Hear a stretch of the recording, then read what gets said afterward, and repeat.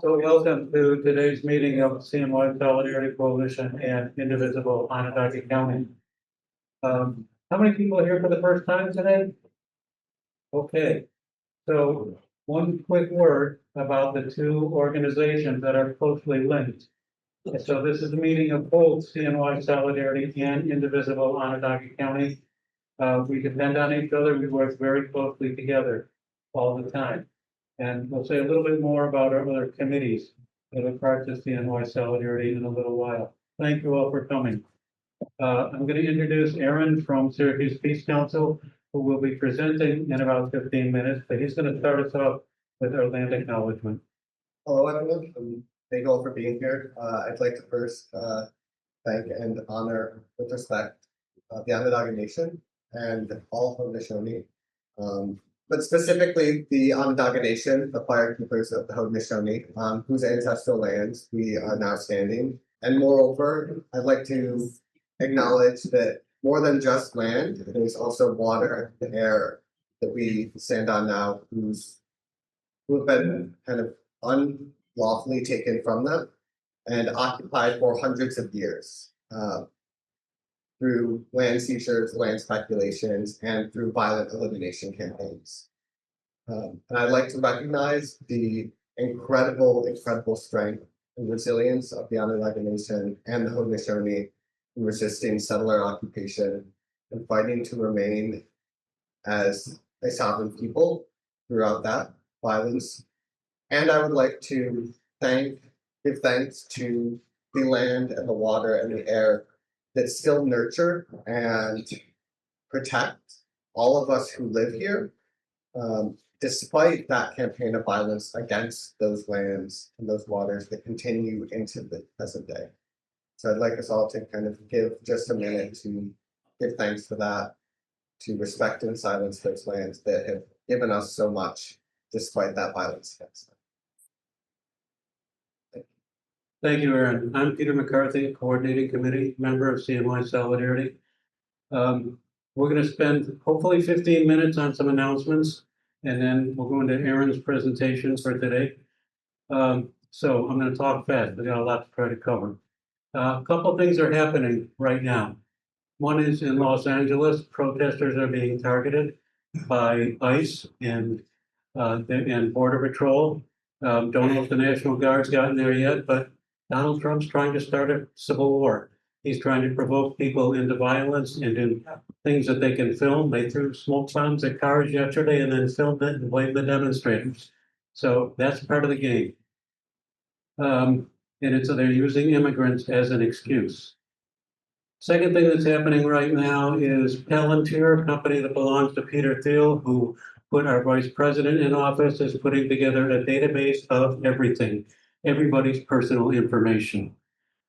We had a meeting last night actually, with a small group of us, not as an emergency response to this, but it's something we've been thinking about for a while, about how to increase our own security and privacy in our records, in our information, in our contacts. So just to let you know, we're working on that.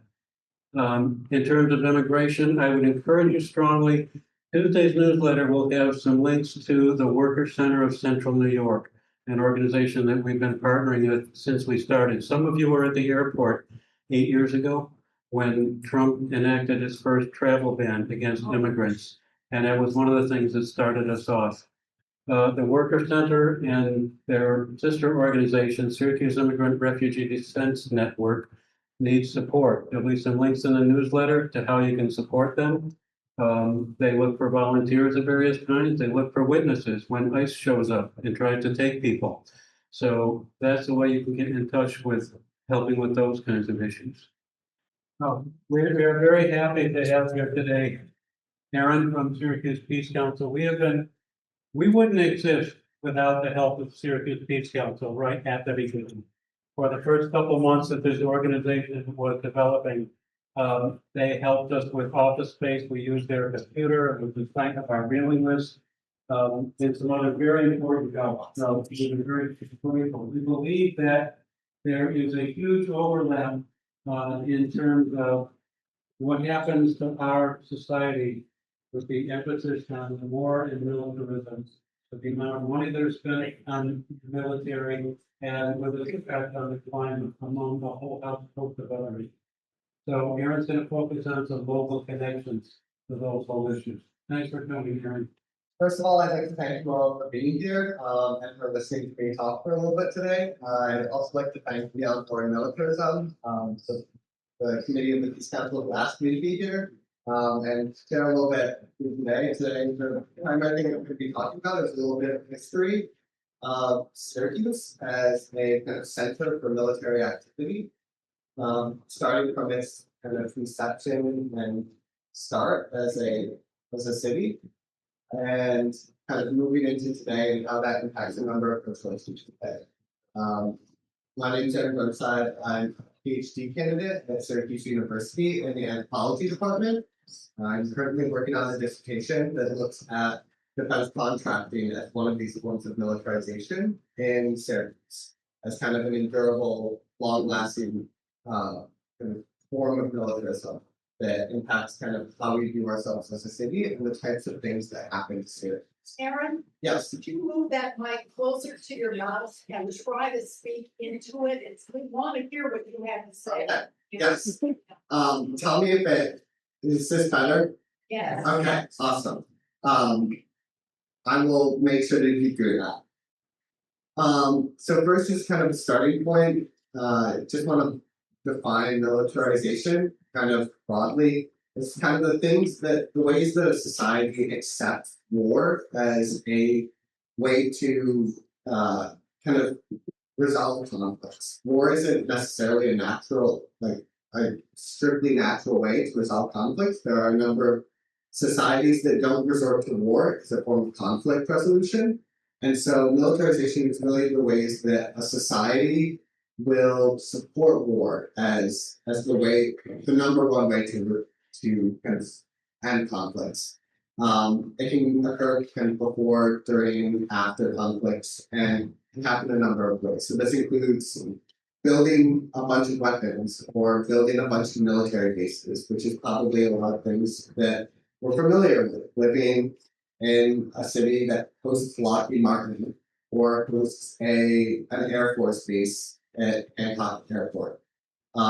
It can also be seen in the ways that like some groups can be designated as threats or kind of disruptors of peace that is very kind of present today as we see the Trump administration actively targeting immigrants and other groups as threats to the American nation. It's also seen as a heightened focus on security. This really heightened after like 9/11 that forces people into living in a state of fear so that we feel justified in moving towards war to assuage that fear. That, like, we have to stop fear so people can feel secure then. So playing into that idea of security. And also placing the idea that war is inevitable. The idea is that like fighting has been going on in the Middle East for forever is a complete myth. And it's used to perpetuate the idea that war is something that is natural for humans to do, when it's really not. And finally, we can also see it in the like types of ways that children are exposed to war from a very early age. I remember growing up as a kid, as a young boy in Syracuse, like the toys that I got were all related to war. It was Nerf guns, it was GI Joes, it was toy soldiers, all these different things that introduced me to war at a very young age. So that even children in our society are learning that like war is something that happens all the time, and we should accept it as natural. In Syracuse, I like to think about militarization happening in four different kind of trends that we can see over time. The first is the occupation of Haudenosaunee lands, which is not something that just happened way back in the 1700s, but is something that continues to be an ongoing process. That occupation is still happening, still something that is having an impact on the Haudenosaunee, on the Onondaga. It's something that is reinforced on a daily basis.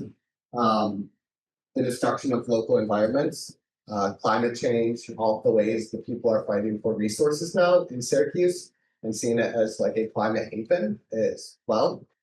A reliance on the military for jobs. So if you look at the job sectors in Syracuse, a lot of them are becoming heavily militarized, and the fact that like you want a good engineering job in Syracuse, the best paying ones are defense contractors. So if you want a stable job for your family, a lot of times in Syracuse that might look like going to a defense contractor for work. And then a rise in surveillance technologies. So the ways that Syracuse specifically is building surveillance technologies for the US and other militaries. I'll get into each of these kind of individually. So I always started off by looking at the Clinton-Sullivan campaign, which is kind of the largely skipped over start of the American Revolution. It is George Washington's genocidal campaign against the Haudenosaunee. In 1779, he was allocated $1 million from the Revolutionary Congress to essentially destroy the Haudenosaunee. At that time, it was 85 to 90% of his entire funds to fight the British. And he used that instead, trying to, in his own words, completely, totally destroy and devastate the settlements of the Haudenosaunee. It resulted in thousands of Haudenosaunee killed, more displaced to Fort Niagara, as well as the total destruction of their orchards, fields, villages, and in all points of the word, like when we look at this, this is a genocidal campaign. It also was an attempt by Washington to kind of force the British to turn on the Haudenosaunee by forcing the British to have to take care of the Haudenosaunee at Fort Niagara. And so this essentially like makes central New York prime real estate for the United States military. After all of these villages have been destroyed, it becomes kind of what they see as empty land, which allows them to make what are called the military tracts. At the beginning of the Revolutionary War, New York State didn't have enough troops to fight the British, so they offered any soldier who was willing to volunteer 100 acres of land. And this is all of these tracts that you can see in this map. They're also all named after like very famous, oftentimes Greek or Roman generals. So this is where you see names like Camillus or Marcellus, or even names like Homer. So these are all kind of what are also called bounty lands. So essentially, as a reward for fighting in the American Revolution, American soldiers were given the lands that were stolen from the Haudenosaunee. An interesting part of this, though, is that when New York State was kind of offering these lands, they didn't actually have the lands from the Haudenosaunee yet through treaties. So they started kind of making these kind of proclamations that they would give these lands in 1781. They didn't sign the treaties with the Haudenosaunee until 1788 and 1789. So essentially, for 8 years, they were promising soldiers the lands that they lived in. So already they were promising that they were going to kill and take the land of the Haudenosaunee to give to soldiers. So already from the start, we can see New York State is kind of predicated on the idea of occupation, of removing indigenous inhabitants and securing it for people who served in the military. Following that up, we see the start of extraction happening in the Syracuse area, primarily with salt. Syracuse was originally the salt city. It's kind of the first industry that really hits big in the area. But it also justifies further seizures along Onondaga Lake. So originally, the Onondaga Nation had much greater land allotments, but because of salt deposits along the lake, New York State signed a bunch of treaties that were illegal to steal that land and begin producing salt. This salt actually has military applications. So by the 1850s, the War Department of the Union is actually procuring that salt specifically for military rations. So the salt from Syracuse, New York, is directly going to feed the soldiers that are advancing in the South to fight the Confederate States. So even from this early state, even as we're sending troops down there, it's also supplying the material basis of how they did it. Using salt to keep food well, to preserve it as troops are marching. So they didn't have refrigerators, they didn't have all these different means to kind of preserve food. So the salt would preserve food as troops were moving, especially things like cured meats, other types of kind of spoil. So right from the start, we're seeing like Syracuse is using salt as a way to buff the military, helping the military. It's also a very extractive and destructive process. So it's also destroying, especially like the Tully Valley and Onondaga. And so in getting this for the military, it's destroying those ecologies as well. We're hurting the people that are relying on that land for fishing, for hunting, for water. And these are kind of things that we can think about today as well, like with Micron coming in. Micron has said specifically that the number one reason they're coming in is for the water. With us being a climate haven, how long before that water reaches the same fate as the Tully mud boils and becomes undrinkable? In the same vein of like producing things for the military, using resources that are valuable in the area. The other thing that this goes into is that the salt from the lake and from the surrounding area is used to produce chemicals. Starting in the 1880s, by Solvay, the Solvay Process Company in Solvay, that's the name. And these have a variety of uses. The primary one is soda ash. Soda ash is really important for making glass, especially glass for things like windshields. So it becomes important for building aircraft, building cars. In World War One, that's really important for building like fighting aircraft, because World War One is the start of really having these large scale air battles. It's also used in World War One for building the filters in gas masks. So it becomes important for kind of fighting against the types of gas attacks that American troops are facing in the fronts in Europe. And they're also producing other chemicals at Solvay process at the time as well, including things like benzol, which is used as a fuel replacement. So in the case that they don't have tanks of oil, for fuel for planes and things like that, they would use benzol as a replacement during World War One instead.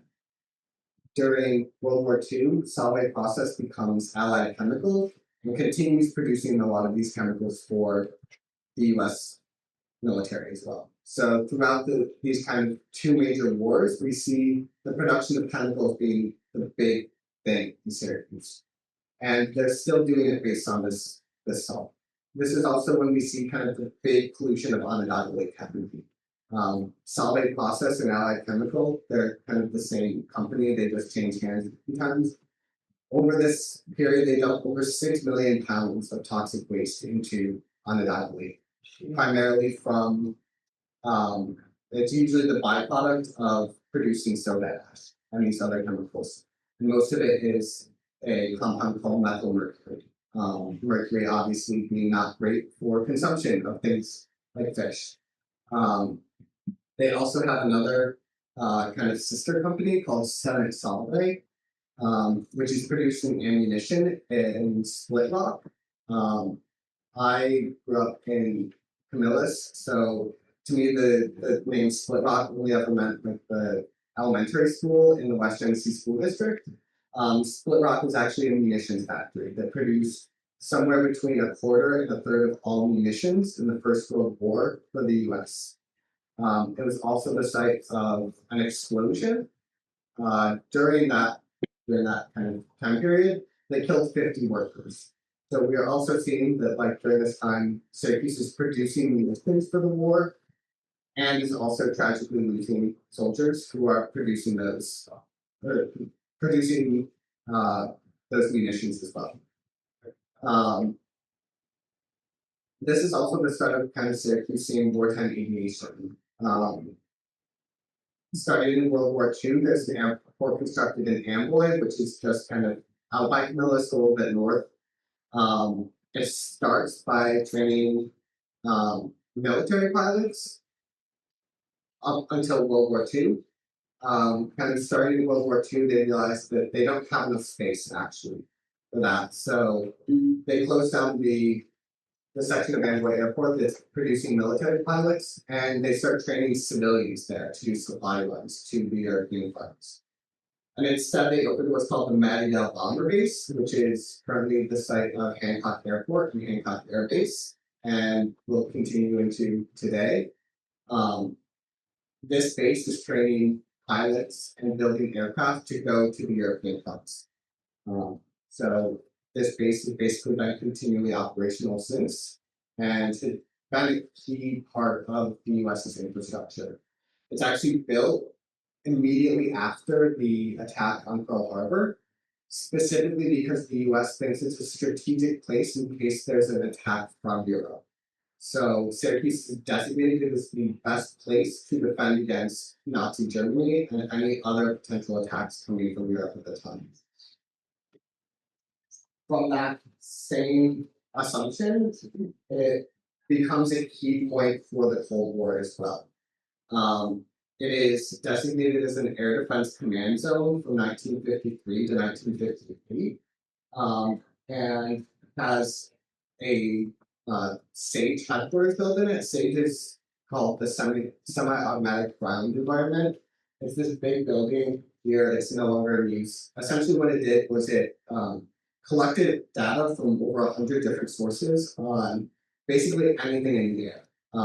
This could literally be like commercial aircrafts, military aircraft, literally just random flying objects, put it into literally the largest computers at the time, and try to detect if there were threats at the time. Syracuse was one of 26 designated locations to house these, and one of few that was actually fully built. And it was remained operational into the 1980s, and its key purpose was essentially to detect if the Soviet Union was launching a nuclear strike, and to launch the counter-strike from it as well. Several scholars have also pointed out that this is kind of the beginning of automation in the military, taking workers and kind of replacing them with machines. That SAGE was really important in that because they could lay off a bunch of workers and just have them be replaced by high-functioning computers instead to track all of these objects. And so we also see, like today, with all of this technology boom coming into Syracuse, that has some kind of earlier things happening as well. Of the military wanting to replace people in their jobs with robotics, with computers, with AI, things like that. We also see the construction and the building of an Air National Guard unit at Hancock Air Base. This is the 174th. Today it's called the attack wing, before it was called the fighter wing. It has flown in combat missions since the 1950s. It has flown combat missions in the Gulf War. It was one of only 2 Air National Guard units to fly in the Gulf War. And has also flown in Iraq, where it flew F-16s, and it also flew in Afghanistan, where it flies MQ-9 Reaper drones. It is one of 3 or 4 current Air National Guard units to pilot Reaper drones in combat. And it's also a key center for training those pilots for that program. So often, any military units that use MQ-9 Reaper drones in combat, which are kind of the most common drones used for strikes, especially in the Middle East, a lot of those pilots get trained at Hancock Air Base for doing their combat missions. And then kind of one of the most visible, I think, factors of Syracuse's military history is defense contracting. So today we have a number of kind of large defense contractors in the area. We have, Lockheed Martin, we have Northrop Grumman, we also have kind of other ones like Huntington Ingalls, SRC. And a lot of this began in earnest after World War II, where kind of the US decided like we're now in an era of permanent war with the Soviet Union, so we have to constantly be developing technologies. And this actually gave Syracuse a lot of kind of like durability that other Rust Belt cities didn't have, because while there was a lot of flight from Syracuse by particular industries, especially seeing like carrier leave and all of these other industries leave, one thing that didn't leave during that time was the defense industry. GE turned into Lockheed Martin and remained in the area.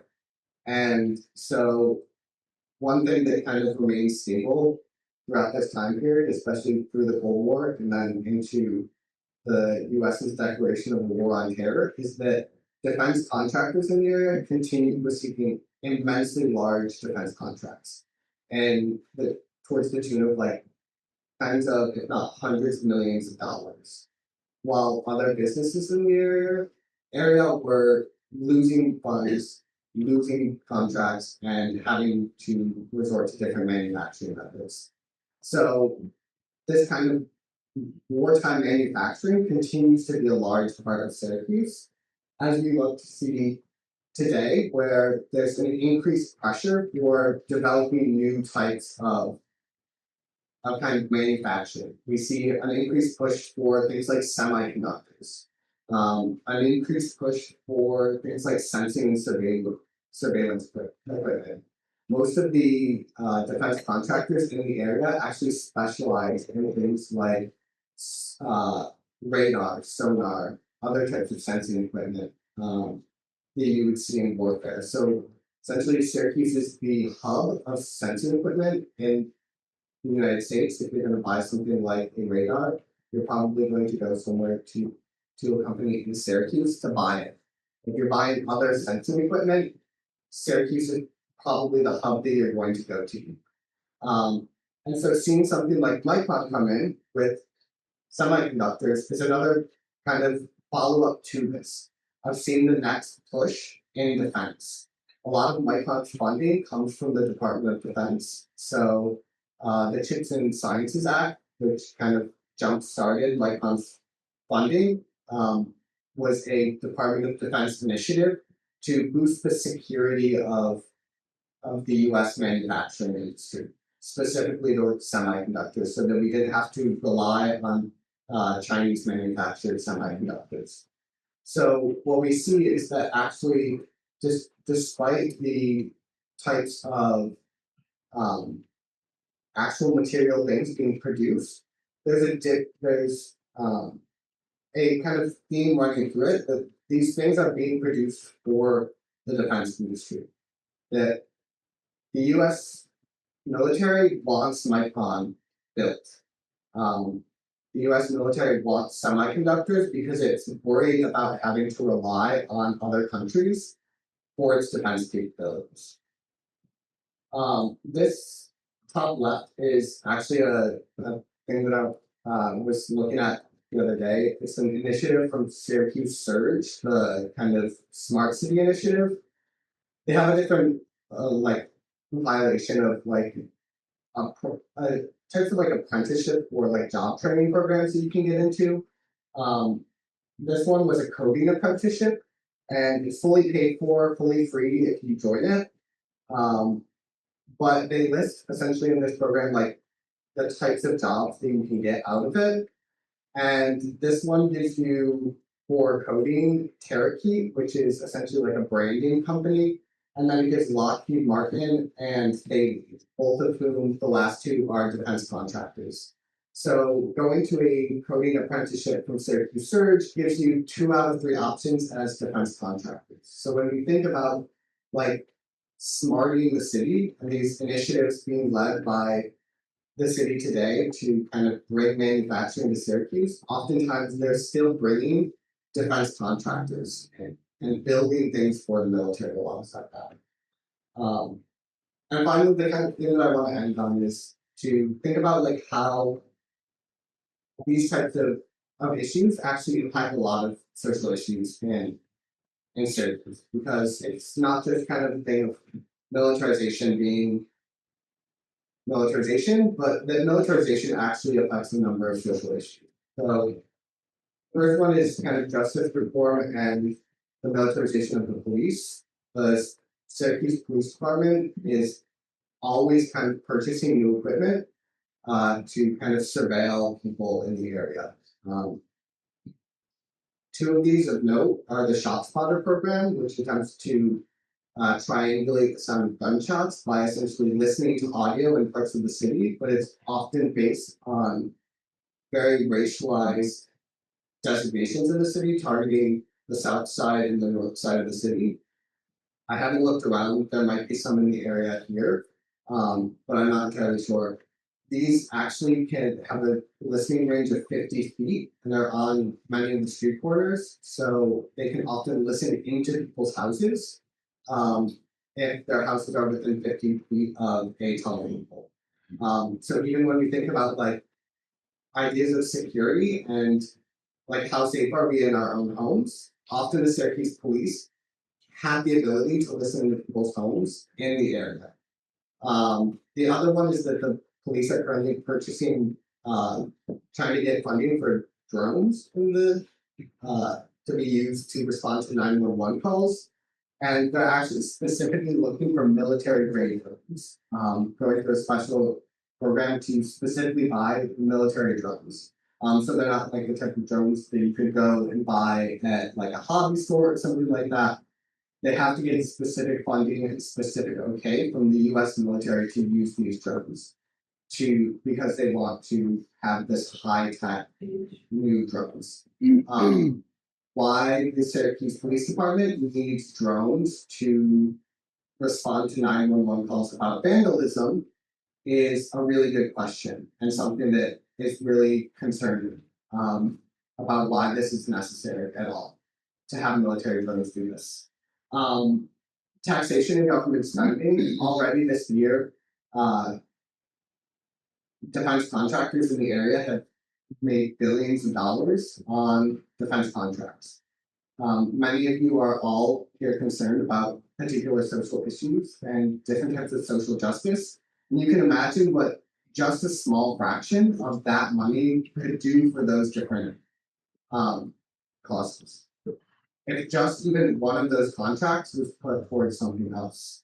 And this happens at all different levels of the government. So federal funding goes towards defense contracts, but also there are a number of state and citywide projects that give funding to these contracts. So things like the Genius New York program that's funded by both the state and the city gives $3 million annually to the kind of best startup in Syracuse, and it gets free space in the city. And a lot of these are drone companies recently that are building drones for a variety of different countries, including the US, but also including countries like Israel, who are involved in occupation and conflicts that are killing people. And so thinking about like how funding at different levels goes towards these is a really important part of this militarization. I-81, as long as I can remember, I-81 has been like a big part of Syracuse's like narrative of social justice.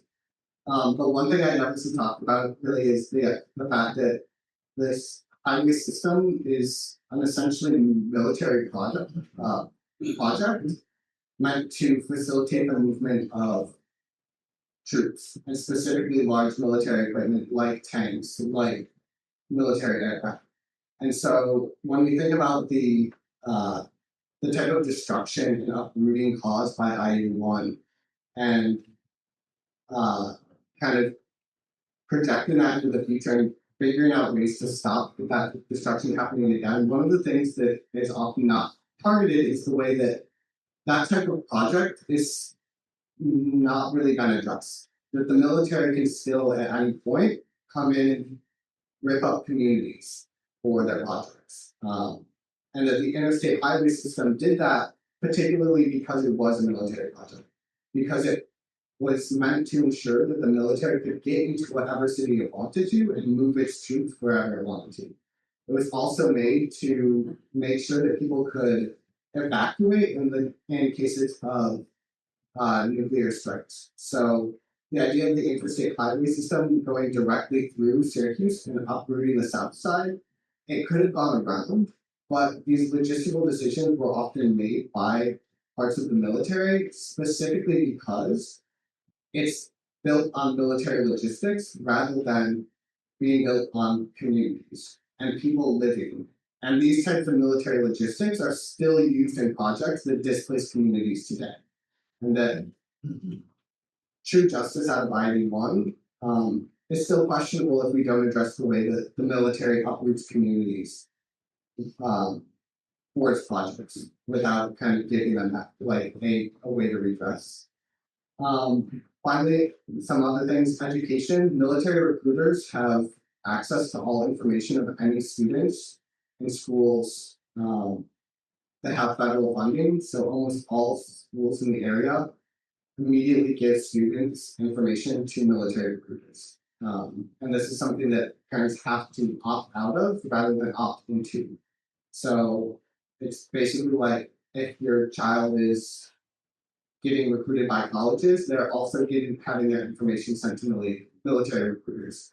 And this includes like biographical information, so name, their kind of transcript, their age, birth information, as well as things like their addresses and information about like their home life and things like that. Housing and cost of living, with Micron coming in, there's been a real increase in the cost of living in Syracuse, based on all of these new tech companies coming in. And there's not been a whole bunch to address the kind of cost of living changes for people who live here. And a lot of these companies are already saying that they're going to be trying to bring in talent from elsewhere. But how does that affect communities who already live here and who are not trying to participate in like a new militarism and producing new things for a military? And then finally, it also touches on a number of international issues. So defense contractors in Syracuse produce a number of military weapons and equipment for not just the US, but other countries. So they produce things for Saudi Arabia, they produce things for Israel, and of course for the US. So the things being built here aren't just US weapons. They're also things that are being used in conflicts like Yemen, like the occupation of Gaza. And so the death toll isn't just what is happening based on both population and military civilian military targets in the area. So having this military infrastructure in the area actually makes this city vulnerable and actually puts people at risk in the event of conflict. And so thinking about how we protect ourselves in our community, these types of things actually make these types of this city quite dangerous in terms of conflict and violence and stuff. So that is what I have. And so I'd like to thank you all for listening, and I hope that you take some of what I have to say with you as you go and think about how that relates to some of the issues that you are also all working on. I think he has 2 comments to add to that. I just wanted to thank Aren. Aren's been working with the Beyond War and Militarism Committee of the Peace Council for a number of years. He was brought to our door by one of a professor that we work with as well at Syracuse, Mona Bond, and I just wanted to thank him. He's a great addition to our team. I just also wanted to tell you that we actually asked to have this presentation today as a way to sort of point out, why is the Peace Council always going on about the military? And I sometimes feel like people really feel like we're bringing in an issue that doesn't have anything to do with what's going on. So we wanted to really bring it home to you, to people who live in Syracuse, to realize that there are very obvious and very subtle ways in which the military and militarization is deeply embedded in our lives. And we really ask you to think about it, and we ask you to think about where are those tax dollars going to, that everyone's screaming about, they're not coming back into our pockets because we're not going to support healthcare and other things. They're going to a almost $1 trillion military budget, which is the largest military budget in the history of the United States, which, as Aren says, puts us in danger. But not only that, kills people all over the world. And we are pretty emotional, a lot of us, about this issue, and would really like you, when you're talking to people, when you're writing letters to the editor, when you're making speeches at rallies, when you're making that sign, try to think about what is really going on down under. Right now, LA is being militarized. Yeah. I can guarantee you next week it'll be Chicago. The week after that, it'll be New York. The week after that, it'll be Atlanta. And then after that, it will be just a militarized country. And that's where we're going in this country. And I really think we need to learn how to stand up to that. So I just really, really wanted to drive that home and thank everybody. And if anyone has questions for Aren, we didn't leave enough time for questions, but you can come and find him or you can get a hold of us. So thanks. Yeah, thanks, Peter. On the 14th, which is next Saturday, we are going to be at the Dopings rally. We will be having a Palestine contingent, and that contingent will meet at the corner of Solar and Bear Street. So if anyone would like to join us, please do. Thank you.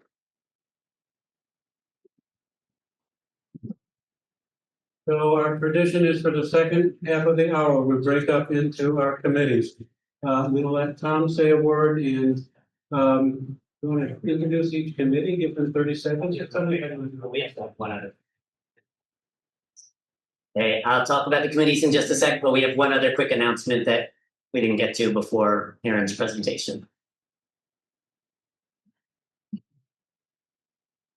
Hi, Solidarity. I'm Peter King. Probably many of you know me. I'm not here talking about myself, but I'd like to announce the candidacy of Nicole Watts for Onondaga County Legislature, 9th District. The 9th is most of the north side from the near north side from somewhere near 81 east of the Sedgwick area. You may know Nicole for her work with the Whole Print Project, which is in this 9th District. Whole Print is a very innovative and influential project based on the North Side immigrant community, focused on among other things, on refugee resettlement in new lead-free housing. The Whole Print has also influenced projects like my friend Mark Cass is doing another similar project nearby now. I know Nicole from two groups, Moving People Transportation Coalition and the newer Syracuse Urbanism Coalition. I mean, from both groups, I've been very impressed by Nicole's intelligence, savvy, and vision for thinking about big picture projects. And I might also add that my understanding she was approached for this race, that it wasn't actually her idea, but Nicole's projects have empowered and encouraged Northside residents, especially immigrants, and have encouraged their cultural expression. You can find Nicole's website is at nicolewatts.us for this legislature run, and it includes more information.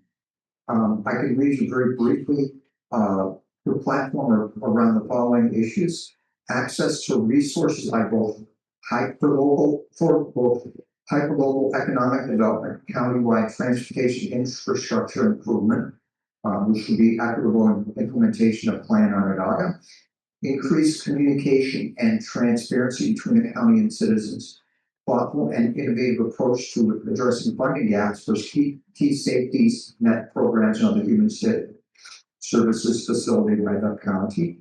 And in terms of the aquarium, briefly, I've mentioned this, people might be interested here.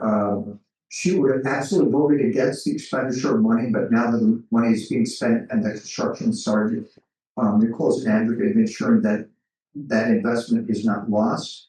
and does not believe that any more public dollars should be placed in what some would say is money pit, and believes that those who advocate for it should take responsibility for the funds to bring it to reality and finally provide a long-term plan for it.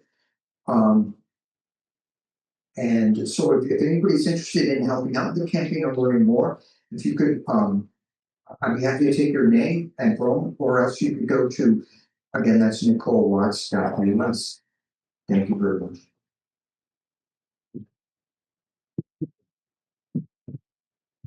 Thank you. So hi everyone, I'm Tom Ken. So I'm gonna so as Peter McCarthy mentioned, our sort of most standard meeting format is we're together in a big group for the first hour, and then we divide up into smaller groups. And it's in those smaller groups where the real organizing work of the coalition happens. And so I'm gonna, and sometimes at some of our meetings, we give each of those committees a chance to introduce themselves and give a brief report on what they've been working on lately. We don't have time for that today, but I'm gonna just give you like a very quick, like 10-second description of each committee, because I know we got some new people in the room. And whichever one, if you're new, whichever one of these committees appeals to you, just go check it out. All are welcome. Just go check it out, listen in, participate as much as you want. If you didn't like it, then go to a different one next month, right? Everybody's welcome. And in addition to describing, so we have 6 committees that are meeting today. And in addition to describing each of them in like a couple words, I'm going to tell you where each of them are meeting. Okay, so listen up. And for all of the committees that are meeting, I'm a broken record on this, but I'm just going to always keep encouraging it, right? Every committee, some of you I know have a good plan in place for this today, but if possible, try to have somebody with a working device that is connected to our Zoom meeting. If you don't already have that, you can start connecting right now, because we have people on Zoom and they all have the option to join a breakout group that matches up with one of the committees, which only works if somebody in the room can successfully connect to the Zoom so those people can join. So sometimes there's technical difficulties, but every committee should try to do their best on that. Okay, one of our committees is the legislative teams. So we have active sort of subcommittees there that have been actively engaging with Mannion, Schumer, and Gillibrand's offices. And so the legislative teams are going to meet in this building behind the pulpit. If you go back that way, there's a room with chairs in it, right? Legislative teams, Mannion, Schumer, and Gillibrand engagement teams will be back there. If you're new and you're interested in learning more about how to engage with those, our federal elected representatives and their staffs on issues of concern, then check out that meeting. One of our active committees is the protest team, which right now is actively organizing next weekend's June 14th No Kings rally, which you heard about. But they've also been doing weekly pop-up rallies on Friday. There's an upcoming Tesla protest that's in the works for the end of the month. The protest team is going to meet across the way in the basement where we usually are. There's some other folks in the kitchen, but the classrooms are all empty and they all have doors. And so I think it's going to work. So the protest team is going to be there, and you can get 2 classrooms and you can do the training for marshals over there as well. And in all of these rooms, I put up signs indicating which door is which. But you use whichever 2 rooms down there that you want. Are we getting like a weird echo? All of a sudden, is it because I'm... No, you're fine. I think someone's on Zoom. Oh, if you just joined the Zoom, mute yourself. Yes, because I told people to join the Zoom. But just make sure you're muted, because we're getting an echo. Okay, so so legislative engagement teams are back here. Protest team and marshal training are across the way in the Bishop Harrison Center in the basement. So you just go across and then go downstairs. Our other 3 committees, am I counting right? Our other 4 committees. So we have the state and local action team, which, as its name suggests, works on state and local issues, engaging with the county legislature, engaging with County Executive Ryan McMahon, trying to get him to meet with constituents and talk about what he's doing about the gigantic Trump budget cuts that are going to decimate our communities, opposition to the aquarium, supporting 91 community grid, all that kind of stuff. State and local action team is across the way upstairs, and there's a sign on one of the rooms. The outreach team, which as its name suggests, works on expanding our footprint, reaching out into new communities and getting them into our meetings and our events. Outreach team is also across the way upstairs. Our climate justice team, which as its name suggests, works on climate issues, is across the way upstairs. And our electoral engagement team, which as its name suggests, works on electoral issues. And in particular, right at the moment, the electoral engagement team has been reaching out to local candidates, right? We have a primary election coming up this month. There are multiple in Syracuse and in Onondaga County. There are multiple races with contested Democratic primaries. And so our electoral engagement team has been reaching out to some of those candidates and finding ways for our members to learn more about them. And so if you're interested in that front, so those last four, SLAT, climate justice, outreach, and electoral engagement are all across the way upstairs, and there's signs on the rooms. Anything else? So last thing, if there are new people and you would rather have some general discussion about who we are, what we do, stay here. So we can use these chairs up here. You got an announcement?